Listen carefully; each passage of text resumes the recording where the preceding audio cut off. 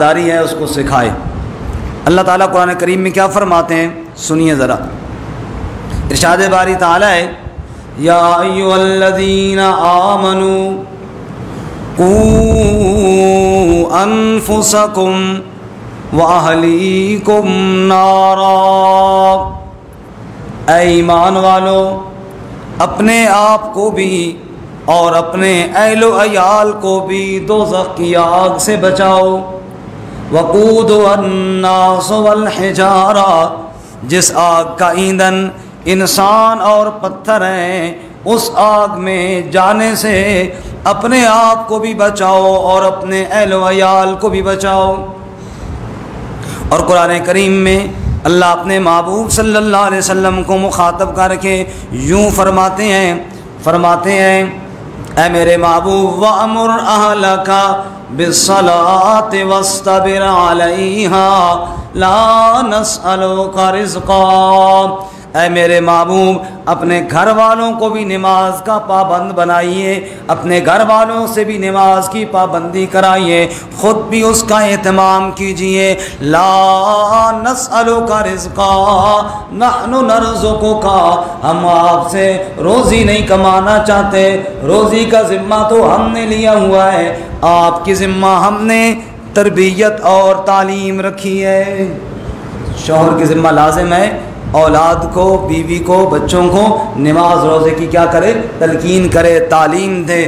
وہ ضروری مسائل جو عورتوں کے ہیں، غسل سے متعلق ہیں، نماز سے متعلق ہیں، جن کا جاننا ان کے لیے ضروری ہے، اب وہ نہیں ان کو پتہ تو شوہر پہ لازم ہے کہ ان کو سکھائے یا کسی سکھوانے والے سے پوچھ کر ان کو بتائے۔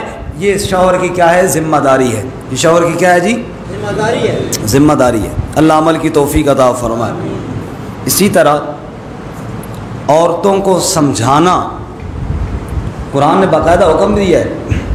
اللہ تعالیٰ کیا فرماتے ہیں واللاتی تخافون نشوزہن فعظوہن وہجروہن فی المضاجع واضربوہن۔ اللہ فرماتے ہیں اگر کوئی بیوی شوہر کی نافرمان ہے اور شوہر سمجھتا ہے یہ فرما برداری کرنے والی نہیں ہے تو شریعت نے، قرآن نے کیا تعلیم دی ہے، فوراً غصے میں آ جائے، طلاق دے دے۔ فرمایا نا فَعِظُوهُنَّ، ان کو واعظ کرو، ان کو سمجھاؤ۔ ہم میں سے کتنے لوگ ہیں جو سمجھانے کی طرف جاتے ہیں، اس کو سمجھاؤ، سمجھائیں تو تب جب خود سمجھے ہوئے ہوں، تو خود ہی شریعت کا پتہ کوئی نہیں ہے، خود ہی اللہ رسول کے احکامات کا علم کوئی نہیں ہے، مسجد میں جہاں قرآن بیان ہوتا ہے وہاں بیٹھنے کے لیے ہم تیار نہیں ہیں، اور دنیاوی دھندوں سے خود فرصت نہیں ہے۔ جب خود ہی پتہ نہیں ہے کہ اللہ تعالیٰ نے شریعت کے کیا احکامات بیان کیے ہیں تو پھر کیا سمجھائیں گے؟ حالانکہ اللہ نے واضح طور پر شوہر کو حکم دیا ہے فَعِظُوهُنَّ، اگر وہ عورت نافرمانی کرتی ہے اور اگر وہ اللہ کا حکم توڑتی ہے اور گھر کی زندگی وہ برباد کرنے کے درپے ہیں، تم بھی فوراً غصے میں آ کر پورا محلہ اکٹھا نہ کر لو، بلکہ فَعِظُوهُنَّ، اس کو تنہائی میں سمجھاؤ، اس کو تنہائی میں کیا کرو، یہ لازم ہے شوہر پر۔ اب اگر اس پر عمل نہیں کیا گیا تو پہلی غلطی شوہر کی ہوئی ہے جس نے اللہ کا حکم توڑا ہے۔ دوسرا طریقہ وَهْجُرُوهُنَّ فِي الْمَضَاجِعِ، پھر ان کو خوابگاہوں میں الگ کر دو، بستر ان سے جدا کر لو، کچھ دنوں کے لیے ذرا منہ وٹا لو، ناراض ہو جاؤ، تیرے اس عمل سے بھی وہ سمجھ جائے گی۔ اور تیسرا اور آخری درجہ وہ ہے جو ہم پہلے کرتے ہیں، فرمایا وَاضْرِبُوهُنَّ، ان دو درجوں کے بعد پھر بھی اگر نہ مانے تو ہلکی پھلکی سزا اس کو دے دو، لیکن اللہ کریم نے یہ آخری درجے پر رکھا ہے، پہلا درجہ سمجھانے کا رکھا ہے۔ اللہ میں عمل کی توفیق عطا فرمائے۔ اس کے علاوہ اللہ شوہر کو قرآن میں فرماتے ہیں وَعَاشِرُوهُنَّ بِالْمَعْرُوفِ، اے شوہرو اپنی بیوی کی زندگی اگر تمہیں ناپسند ہے اگر اس کے اعمال، اگر اس کی مزاج، اگر اس کی طبیعت تمہارے مزاج کے موافق نہیں ہے تو سنو اللہ کریم کیا کہتے ہیں، عاشروہن بالمعروف، تم اچھے طریقے کے ساتھ گزارا کرو ان کے ساتھ۔ یا اللہ مجھے اس کی عادت پسند نہیں، مجھے اس کا مزاج پسند نہیں، اللہ نے فرمایا فَإِن كَرِهْتُمُوهُنَّ فَعَسَىٰ أَن تَكْرَهُوا شَيْئًا وَيَجْعَلَ اللَّهُ فِيهِ خَيْرًا كَثِيرًا۔ ایک عادت تمہیں پسند نہیں ہے فوراً طیش میں مت آ جاؤ، ممکن ہے ایک عادت تمہیں پسند نہیں، اللہ اس کے بدلے میں بڑی خیریں تمہیں عطا فرما دیں۔ اللہ اس کے بدلے میں کیا عطا فرمائے؟ اب بتاؤ یہ اللہ تعالیٰ کس طرح گھر کو آباد کرنے کی ترغیب دے رہے ہیں۔ فَآسَان تَكْرَهُ شَيْئًا وَيَجْعَلَ اللَّهُ فِيهِ خَيْرًا كَثِيرًا۔ دیکھو تمہیں ایک چیز ناپسند ہے، اللہ اس میں خیر کثیر عطا فرمائیں گے، تم محبت اور اچھے انداز کے ساتھ تو اہل خانہ سے گزارا کرو۔ اور پھر ہمارے لیے نمونہ ہے ہمارے پیارے نبی امام الانبیاء حضرت محمد الرسول اللہ صلی اللہ علیہ وسلم کی سیرت طیبہ۔ اللہ فرماتے ہیں لَقَدْ كَانَ لَكُمْ فِي رَسُولِ اللَّهِ أُسْوَةٌ حَسَنَةٌ، لوگوں تمہارے لیے تمہارے پیارے نبی حضرت محمد الرسول اللہ صلی اللہ علیہ وسلم کی زندگی بہترین نمونہ ہے۔ دیکھو میرے نبی نے اپنی بیویوں کے ساتھ کیسا برتاؤ کیا۔ قال النبی صلی اللہ علیہ وسلم، اللہ کے نبی نے فرمایا خیرکم لآلی وانا خیرکم لآلی، او لوگو تم میں سے سب سے بہتر بندہ وہ ہے جو گھر والوں کے لیے اچھا ہو، اور سنو میں محمد مصطفیٰ صلی اللہ علیہ وسلم تم سب سے زیادہ اپنے گھر والوں کے لیے اچھا ہوں۔ اور ام المومنین سیدہ عائشہ صدیقہ طیبہ طاہرہ رضی اللہ تعالیٰ عنہ فرمایا کرتی ہیں، پتہ ہے نبی پاک کے اخلاق کیا تھے؟ اللہ کے نبی جب بھی کہیں سے گوشت کا انتظام ہوتا فرماتے جاؤ یہ گوشت خدیجہ کی سہیلیوں کو بھی دے کر آؤ، خدیجہ کا تذکرہ کیا کرتے تھے۔ حضرت عائشہ فرماتی ہیں میں نے ایک دفعہ کہہ دیا یا رسول اللہ، ایک بوڑھی خاتون تھی خدیجہ، آپ کا اس کے ساتھ نکاح ہوا، کب سے وفات بھی پا گئی ہے، آپ آج تک اس کو یاد کر رہے ہیں۔ نبی پاک نے فرمایا عائشہ تم لوگ تو اس وقت میرے گھر میں آئی ہو جب اللہ تعالیٰ نے سہولتیں اور آسانیاں عطا فرما دی تھیں، خدیجہ اس وقت میرے گھر میں آئی ہے جب ساری کائنات والے میری نبوت کا انکار کر رہے تھے، اس وقت خدیجہ میرے اوپر ایمان لا رہی تھی، جب ہر طرف سے مجھے ستایا جا رہا تھا خدیجہ مجھے تسلی دینے والی تھی، جب ہر ایک اپنا مال مجھ سے روک رہا تھا۔ پتہ ہے عائشہ خدیجہ بڑی مالدار خاتون تھی، اس نے سارا مال میرے قدموں میں نچھاور کر دیا تھا۔ خدیجہ کو میں کیوں نہ یاد کروں؟ اللہ کے نبی صلی اللہ علیہ وسلم نے سبق سکھایا اپنی بیویوں کے ساتھ حسن سلوک کے ساتھ وقت گزارو، اللہ تمہارے گھروں کی زندگی کو آباد فرمائیں گے۔ سیدہ عائشہ صدیقہ رضی اللہ تعالیٰ عنہ فرماتی ہیں، اپنا واقعہ بیان کرتی ہیں، سفر میں میں جا رہی تھی اللہ کے نبی صلی اللہ علیہ وسلم کے ساتھ، نبی پاک صلی اللہ علیہ وسلم کو اللہ نے اختیار دیا تھا اے میرے محبوب جس کو چاہیں آپ سفر میں ساتھ لے جائیں، جس کو چاہے نہ لے جائیں، ترجی من تشاء منہن وتؤوی الیک من تشاء، جس کو چاہے اپنے پاس بلائیں بیویوں میں سے، جس کو چاہے دور کر دیں، آپ پر کوئی پابندی نہیں ہے، آپ پر کوئی سختی نہیں ہے۔ لیکن سیدہ عائشہ فرماتی ہیں میرے نبی اتنے رحم دل تھے، اتنے انصاف کرنے والے تھے، اللہ نے اجازت دی تھی، اس کے باوجود آپ سفر پہ جانے وقت قرآن ڈالا کرتے تھے، جس کے نام کا قرآن نکلتا تھا اس کو ساتھ لے کر جایا کرتے تھے۔ اماں جی عائشہ صدیقہ رضی اللہ تعالیٰ عنہ فرماتی ہیں ایک سفر میں قرآن میرے نام کا نکلا تھا، نبی پاک مجھے ساتھ لے گئے تھے، صحابہ اکرام بھی ساتھ ہیں، راستے میں اللہ کے نبی نے اصحاب سے فرمایا تم آگے نکل جاؤ، آپ صحابہ کرام آگے نکل گئے، نبی پاک اور عائشہ اکٹھے رہ گئے۔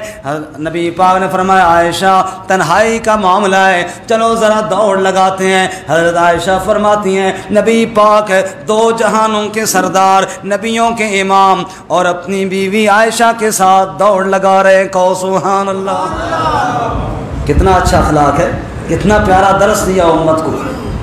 آج ہم میں سے کبھی ایسا عمل کرنے کے لیے کوئی تیار ہی نہیں ہے، چاہے دیندار چاہے غیر دیندار۔ اور حضرت عائشہ صدیقہ رضی اللہ تعالیٰ فرماتی ہیں پتہ ہے دوڑ میں کیا ہوا، نبی پاک پیچھے رہ گئے، میں نبی پاک سے آگے نکل گئی۔ فرمانے لگی نبی پاک بڑے مسکرائے، میں نے کہا یا رسول اللہ میں جیت گئی۔ کچھ عرصہ بعد پھر جب میرے اوپر ذرا موٹاپا غالب آ گیا، ایک سفر میں پھر اسی طرح اکٹھے تھے، نبی پاک نے پھر فرمایا عائشہ دوڑ نہ لگائیں، میں نے کہا جی یا رسول اللہ ضرور لگاتے ہیں۔ حضرت عائشہ فرماتی ہیں اس دفعہ میں پیچھے رہ گئی، نبی پاک آگے نکل گئے۔ آپ آگے جا کر مسکرائے اور فرمانے لگے عائشہ حاذی بتلکا، آج تیرا میرا حساب برابر ہو گیا، اس دن تو جیت گئی تھی آج میں جیت گیا ہوں۔ خوشگوار زندگی، خوشگوار زندگی کتنے پیارے انداز میں اپنی اہلیہ کے ساتھ گزار رہے ہیں۔ حضرت عائشہ فرماتی ہیں سفر میں پیالے میں نے پانی پیا، نبی پاک تشریف لائے، فرمان لگے عائشہ پیالے کی وہ جگہ بتا جہاں تو نے منہ رکھ کر پانی پیا تھا، میں محمد بھی اسی جگہ پر منہ رکھ کے پانی پینا چاہتا ہوں۔ ہمارے لوگ آتے ہیں کہتے ہیں استاد جی تعویذ دو، بیوی کو سمجھانے کے لیے وہ محبت نہیں کرتی، یہ تعویذوں سے محبت نہیں بنتی میرے بھائی، یہ نبی پاک والے اخلاق سے محبت بنتی ہے۔ اللہ کے نبی کی سیرت ہمارے سامنے ہے، رسول اللہ صلی اللہ علیہ وسلم کی سیرت کو ہم نے چھوڑ دیا اور نبی پاک صلی اللہ علیہ وسلم کی سیرت سے دور ہٹے، پھر جناب اعمال اور تعویذ، یہ عمل ہے سب سے بڑا جو اللہ کے نبی صلی اللہ علیہ وسلم نے بتایا۔ اچھا بالکل یہاں پہ تو کہتے ہیں جھوٹا پانی پینا نہیں ہے، حالانکہ سور المومن شفاء، مومن کے جھوٹے میں اللہ نے شفا رکھی ہے۔ اللہ اکبر۔ حضرت عائشہ رضی اللہ تعالیٰ عنہ فرماتی ہیں نبی پاک نے ایک دن فرمایا مجھے عائشہ مجھے پتہ ہے تم میرے ساتھ خوش کب ہوتی اور خفا کب ہوتی، مجھے پتہ ہے۔ دیکھو نا محبت کی باتیں سنو۔ عائشہ نے فرمایا یا رسول اللہ آپ کو کیسے پتہ ہے؟ فرماتے ہیں نبی پاک عائشہ جب تم خوش ہوتی ہو نا اور کوئی بات پہ قسم کھاؤ تو پتہ ہے کیا کہتی ہو؟ قسم ہے رب محمد کی صلی اللہ علیہ وسلم۔ اور جب اندر سے تھوڑی بات پہ میرے ساتھ تھوڑی سی موڈ میں ہوتی ہو نا پھر تم کہتی ہو قسم ہے رب ابراہیم کی، میں کہتا ہوں اب مجھے چھوڑ کے ابراہیم کی طرف چلی گئی ہے، مجھے پتہ چل جاتا ہے۔ عائشہ ہنس پڑی اور کہا یا رسول اللہ بات تو آپ کی ٹھیک ہے لیکن خدا کی قسم دل میں آپ کی محبت ختم نہیں ہوتی، یہ تو ویسے میں تھوڑا سا اوپر سے زبان سے نام آپ کی جگہ ابراہیم علیہ السلام کا لیتی ہوں، لیکن نبی پاک فرمایا عائشہ مجھے تو پتہ چل جاتا ہے نا، مجھے تو پتہ چل جاتا ہے۔ کتنی خوبصورت زندگی آپس میں گزار رہے ہیں، کہو سبحان اللہ۔ محبت بھری زندگی، پیار بھری زندگی، امت کو درس دے رہے ہیں۔ سید عائشہ خود فرماتی ہیں نبی پاک صلی اللہ علیہ وسلم گھر میں تشریف لاتے تھے، کام کاج میں ہاتھ بٹاتے تھے، کئی دفعہ اللہ کے نبی نے آٹا گوندھ دیا، کئی دفعہ روٹی لگا دی، کئی دفعہ گھر کے اور کام کاج کر، بکری کا دودھ خود دھو لیا۔ نبی پاک صلی اللہ علیہ وسلم نے امت کو سبق سکھایا، اے میرے امتیو میں تمہارا وہ نبی ہوں، گھر کی زندگی بھی میری وہ دیکھو اور اس کے مطابق اپنی زندگیاں گزارو، گھروں میں سکون آئے گا۔ اللہ ہمیں عمل کی توفیق عطا فرمائے۔ اور کبھی کبھی ناراض بھی ہو جانا چاہیے، یہ بھی سنت ہے، خواہ مخواہ نہیں کسی بات پر، کبھی کبھی خفا ہو جانا آپس میں، اور ہر وقت یہ نہیں کہ کوئی غلط کام ہو اس کی بھی تعریف کرنا، یہ آپ کی تعلیمات نہیں ہیں۔ کبھی کوئی ایسی بات ہو کہ جس پر ناراضگی بنتی ہے تو اللہ کے نبی ناراض بھی ہو جایا کرتے تھے، یہ بھی حدیث پاک میں ہے۔ حضرت عمر رضی اللہ تعالیٰ عنہ فرماتے ہیں میرا ایک انصاری دوست تھا، پڑوسی بھی تھا، چونکہ گھر کے کام کاج ہوتے تھے، ہم نے باریاں رکھی تھیں۔ ایک دن حضرت عمر کہتے ہیں میں جاتا نبی پاک کے پاس، دین کی باتیں سنتا، اور شام کے ٹائم ہم دونوں اکٹھے ہوتے، وہ گھر کے کام کاج کرتا اور کاروبار وغیرہ سنبھالتا، شام کو اکٹھے ہوتے اور اس کو ساری باتیں بتا دیتا۔ ایک دن وہ جاتا اور نبی پاک کے پاس، اور میں گھر کے کام کاج یا کاروبار وغیرہ جو بھی ہوتا وہ سنبھالتا، شام کو آ کے وہ مجھے بتا دیا کرتا تھا۔ حضرت عمر فرماتے ہیں ایک دن انصاری کی باری تھی، میں اپنے کام کاج میں ہی تھا، وہ چلا گیا، رات کا وقت آیا تو میں گھر میں تھا اور اس نے زور زور سے میرا دروازہ پیٹنا شروع کیا اور ساتھ ساتھ آواز دینا بھی شروع کی، عمر جلدی باہر آؤ، جلدی باہر آؤ۔ اس کے انداز سے میں ڈر گیا کہ پتہ نہیں خیر تو ہے، اتنا شور کیوں کر رہا ہے۔ میں نے آ کے اس سے پوچھا بھئی خیریت تو ہے، کیا کسی نے مدینہ پہ حملہ تو نہیں کر دیا؟ اس نے کہا اس سے بھی، حملے سے بھی بڑی بات ہے۔ حضرت عمر فرماتے ہیں میں اور ڈر گیا، میں نے کہا کیا ہوا ہے؟ کہنے لگے اللہ کے نبی نے اپنی بیویوں کو طلاق دے دی ہے۔ اب نبی پاک کی بیویوں میں عمر کی بیٹی حفصہ بھی تھی رضی اللہ تعالیٰ عنہ۔ عمر فرماتے ہیں میرا تو بدن پانی پانی ہو گیا یہ بات سن کر۔ میں نے کہا تجھے کس نے بتایا ہے؟ کہا سارے صحابہ کہہ رہے ہیں۔ اور نبی پاک بیویوں سے ناراض ہو کر اوپر چوبارے میں تشریف لے گئے، گھر گئے ہی نہیں ہیں۔ حضرت عمر فرماتے ہیں میں تو بڑا ڈر گیا، یہ کیا خبر سنائی؟ اور صبح فجر کے ٹائم نماز سے پہلے میں اٹھا اور سیدھا مسجد نبوی میں جا پہنچا، اللہ کے نبی کے پیچھے نماز پڑھی اور واقعی نبی پاک نماز کے بعد گھر کی بجائے چوبارے پہ تشریف لے گئے، اوپر چوبارہ بنا تھا۔ عمر فرماتے میں تو اور ڈر گیا، میں نبی پاک کے گھر گیا، چونکہ حضرت عمر کی بیٹی حضرت حفصہ نبی پاک کی زوجہ تھی، حفصہ سے ملا۔ پہلے تو میں نے اس کو ڈانٹا، میں تمہیں نہیں کہتا تھا اللہ کے نبی کے ساتھ بہت محتاط رہو، کہیں اللہ کے نبی خفا ہو گئے تو اللہ ناراض ہو جائے گا، اب یہ بتاؤ نبی پاک نے کیا تمہیں طلاق دے دی ہے؟ حفصہ نے روتے ہوئے کہا بابا مجھے پتہ نہیں ہے، نبی پاک تو گھر آئے ہی نہیں، ناراض ضرور ہیں باقی طلاق کا مجھے پتہ نہیں ہے، جو نبی پاک سے پوچھو۔ حضرت عمر فرماتے ہیں ہمت نہ ہوئی نبی پاک کے پاس جانے کی، میں مسجد میں پھر آ گیا، یا منبر کے قریب کچھ صحابہ بیٹھے تھے، وہ بھی افسردہ اور پریشان، کچھ تو رو بھی رہے تھے۔ اب نبی پاک کے ساتھ جانے کی ہمت کوئی نہیں کر رہا تھا، جرت کوئی نہیں کر رہا تھا۔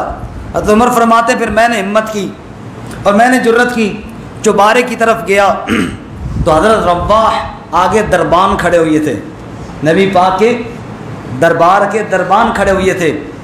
میں نے رواح سے کہا جاؤ نبی پاک سے کہو عمر اجازت چاہتے ہیں، میرے لیے اجازت مانگو۔ وہ گئے، واپس آئے، کہا نبی پاک نے کوئی جواب نہیں دیا، نہ ہاں کی اور نہ کی۔ عمر فرماتے میں اور بے چین ہوا، پھر کبھی ادھر جاؤں کبھی ادھر جاؤں، پھر دوبارہ گیا، میں نے کہا ایک دفعہ پھر جا کے اجازت مانگو۔ کہتے ہیں انہوں نے پھر آ کر یہی کہی کہ نبی پاک نے کوئی جواب نہیں دیا، ہاں نہ نہیں کہی، پھر بڑا بے چین ہوا۔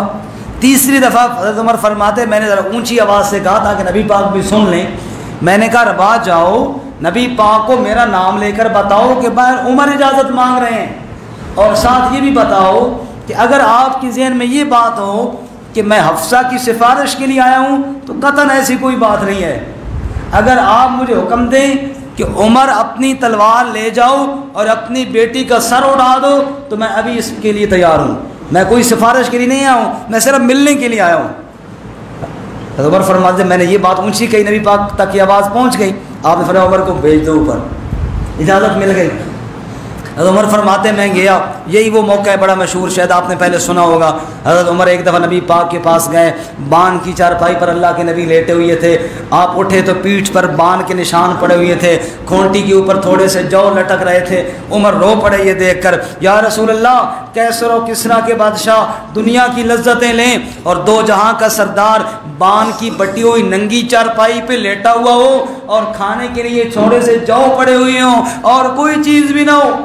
عمر نے نبی پاک نے فرمایا عمر کیا تو خوش نہیں ہے اس بات پر، وہ دنیا کی مزے لے رہے ہیں اور ہمارے لیے رب نے آخرت کے مزے رکھے ہوئے ہیں، اللہ نے آخرت میں بہت کچھ عطا فرمانے والے ہیں۔ خیر حضرت عمر فرماتے ہیں میں نبی پاک کے پاس جا کر بیٹھ گیا، اب پہلے جاتے ہوئے تو میں نے یہ بات نہ کی نبی پاک کے ڈر کی وجہ سے، آپ کے رعب کی وجہ سے۔ عمر فرماتے میرا بھی بڑا رعب تھا، لیکن نبی پاک کے سامنے جب میں جاتا تھا خدا کی قسم میرا وجود پانی پانی ہو جاتا تھا، میں اپنا رعب بھول جایا کرتا تھا۔ حضرت عمر فرماتے ہیں اب میں نے نبی پاک کے ساتھ ویسے ادھر ادھر کی باتیں شروع کی اور کوشش کی کہ نبی پاک مسکرائیں، پھر میں نے کچھ آپ کو ہنسانے کی باتیں کی، حتیٰ کہ نبی پاک خوب میرے ساتھ گپ شپ شروع ہو گئے اور آپ ہنسنا شروع ہو گئے۔ اسی دوران جب آپ ہنسنا شروع ہوئے میں نے دیکھا اب آپ خوشی میں ہیں، میں نے پوچھا یا رسول اللہ ایک بات بتاؤ کہ آپ نے اپنی بیویوں کو طلاق دے دی ہے؟ نبی پاک نے فرمایا نہیں، عمر فرماتا جب نبی پاک نے نہیں کہا نا میری جان میں جان آ گئی. میں نے کہا شکر الحمدللہ یہ خبر تو صحیح نہ نکلی. میں نے کہا یا رسول اللہ ادھر صحابہ میں یہ بات مشہور ہوئی ہے کہ نبی پاک نے طلاق دے دی ہے اور آپ کی ازواج مطہرات بھی پریشان ہیں کہ آپ گھر نہیں تشریف لے گئے, اوپر چوبارے پہ آ گئے ہیں. نبی پاک نے فرمایا عمر ہوا یوں ہے, انہوں نے مجھ سے کہا کہ خرچہ ہمارا بڑھاؤ, چونکہ باقی عورتوں کو انہوں نے دیکھا زیورات بھی پہنے ہوئی ہیں اور جناب خرچہ بھی ان کے پاس زیادہ ہے. اب میں اللہ کا نبی ہوں نا, میں عمر اس طرح تو نہیں اپنی بیویوں کو رکھ سکتا جس طرح عام لوگ رکھتے ہیں, ہمارے ہاں تو سادگی ہوگی. اس وجہ سے, اس مطالبے کی وجہ سے میں ان سے خفا ہوا ہوں اور میں نے قسم کھائی ہے کہ 1 مہینہ تک میں تمہارے قریب نہیں جاؤں گا. اس کو شریعت میں کہتے ہیں ایلا. کیا کہتے ہیں؟ ایلا. میں نے ایلا کی ہے, طلاق وغیرہ میں نے نہیں دی, اور اس ناراضگی کی وجہ سے میں چوبارے میں آ جاتا ہوں. باقی طلاق والی بات کوئی نہیں ہے, یہ صرف ان کو تھوڑا تنبیہ کرنا ہے, صرف تھوڑا ان کو سمجھانا ہے. حضرت عمر کہتے ہیں میں خوش ہو گیا, واپس چلا آیا, صحابہ اکرام کو اطلاع دی جو پریشانی میں رو رہے تھے, سارے صحابہ خوش ہو گئے. نبی پاک چوبارے میں ہی رہے اور 29 دن ہوئی نبی پاک نیچے اتر آئے گھر کی طرف. صحابہ کہتے ہیں یا رسول اللہ 1 دن رہنا ہے, 1 دن رہتا ہے, آپ نے مہینے کی قسم کھائی تھی. نبی پاک مسکرا کر فرمانے لگے او میرے صحابہ 29 دن کا بھی تو چاند ہوتا ہے نا, چاند 29 دن کا بھی تو ہوتا ہے نا. آپ نے صلح کر لی ہے. نبی پاک کی مبارک سیرت, گھریلو زندگیاں کتنی بہترین نمونہ ہے. بس وقت تو پورا ہو گیا. آخر میں علامہ اقبال مرحوم نے نبی پاک کی سیرت کو جو خراج تحسین پیش کیا نا, بس وہ 4 شعر علامہ اقبال مرحوم کے سنا کے بعد ختم کرتا ہوں. علامہ اقبال نے کیا کہا سنیے ذرا. فرمان لگے دشت میں دامن کو سار میں, دشت میں دامن کو سار میں میدان میں ہے, دشت میں دامن کو سار میں میدان میں ہے, بحر میں موج کی آغوش میں طوفان میں ہے, چین کے شہر مراکش کے بیابان میں ہے, اور پوشیدہ یہ سیرت مسلمان کے ایمان میں ہے. چین کے شہر میں, چین کے شہر مراکش کے بیابان میں ہے, اور پوشیدہ یہ سیرت مسلمان کے ایمان میں ہے. چشم اقوام یہ نظارہ ابد تک دیکھے, رفعت شان ورفعنا لک ذکرک دیکھے. قیامت آ جائے گی, اقبال کہتے ہیں میرے نبی کی سیرت, چاہے تم دامن کوہ میں ہو, چاہے تم میدان میں ہو, چاہے تم بڑے ترقی یافتہ شہر میں ہو, چاہے کسی جنگل بیابان کی جھونپڑی میں رہتے ہو, جہاں مرضی تم رہو, نبی کی سیرت تمہارا ایمان ہونا چاہیے, نبی کی کردار تمہارے سامنے ہونا چاہیے. تمہارا گھر آباد ہوگا تو بھی نبی کے اسوہ حسنہ سے ہوگا, تمہارا ملک آباد ہوگا تو بھی نبی کی سیرت سے ہوگا. اللہ تعالیٰ عمل کی توفیق عطا فرمائے. وآخر دعوانا